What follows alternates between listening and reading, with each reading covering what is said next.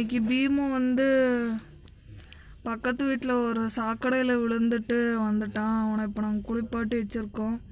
இப்போ ஹாஸ்பிட்டல் கூப்பிட்டு போனோம்.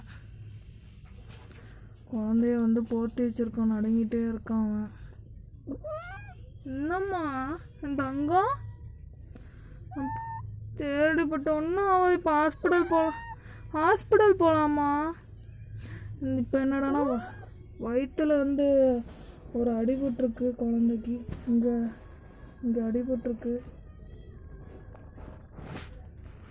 இங்கே ரொம்ப சிறப்பாக அடிபட்டிருக்குங்க.